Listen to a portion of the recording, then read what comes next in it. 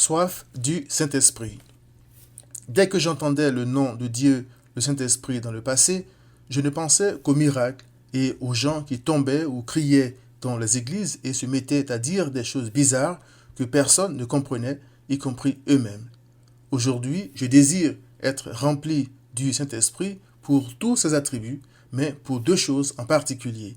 Grandir dans la grâce et dans la connaissance de Christ, 2 Pierre 3, 18, et témoigner de lui avec assurance. Je m'explique. Christ a dit deux choses à ses disciples qui m'ont permis de mieux apprécier le rôle de Dieu, le Saint-Esprit, dans mon salut et dans ma vie en Christ.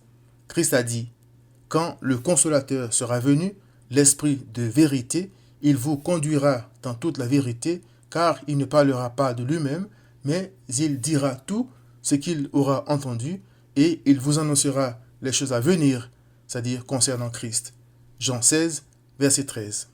Il a aussi dit, « Je suis le chemin, la vérité et la vie. Nul ne vient au Père que par moi. » Jean 14, verset 6. En lisant ces versets, je me rends compte que la vérité dans laquelle le Saint-Esprit conduit le croyant, c'est Christ. Le chemin par lequel il conduit le croyant à Dieu, c'est aussi Christ, et la vie qu'il donne au croyant n'est autre que Christ. Je comprends donc pourquoi les apôtres avaient tant besoin de lui pour prêcher Christ avec assurance. Ayant connu Christ, ils étaient motivés par une seule chose, l'amour de Dieu que le Saint-Esprit avait répandu dans leur cœur, Romains 5, verset 5, et qui les poussait par un amour inhabituel pour leurs concitoyens à vouloir leur annoncer la bonne nouvelle de Jésus-Christ malgré les menaces de mort. Ils savaient que rien d'autre ne pouvait affranchir l'homme du péché à part la vérité de Dieu, c'est-à-dire Christ. Il est écrit, « Vous connaîtrez la vérité et la vérité vous affranchira. » Jean 8, 32. Les Écritures disent des apôtres que quand ils eurent prié, le lieu où ils étaient assemblés trembla. Ils furent tous remplis du Saint-Esprit et ils annonçaient la parole de Dieu avec assurance. Actes 4, 31. Chaque fois qu'ils étaient remplis du Saint-Esprit, les apôtres n'avaient qu'un seul message, c'est-à-dire Christ, et Dieu confirmait leur message par des miracles. Acte 19, verset 11.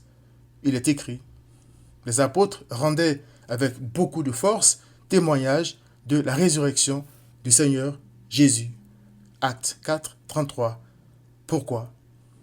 Eh bien, la Bible répond, « Car puisque le monde, avec sa sagesse, n'a point connu Dieu dans la sagesse de Dieu, il a plu à Dieu de sauver les croyants par la folie de la prédication.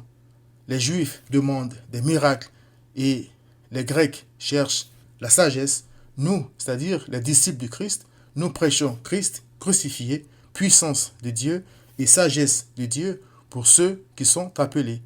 1 Corinthiens 1, 21 à 24. Chers amis, la vie de Dieu se vit non pas par les efforts de l'homme, mais par la puissance du Saint-Esprit. Cette vie de Dieu, c'est Christ que seul le Saint-Esprit donne la grâce de connaître, de vivre et de proclamer. Viens à Christ.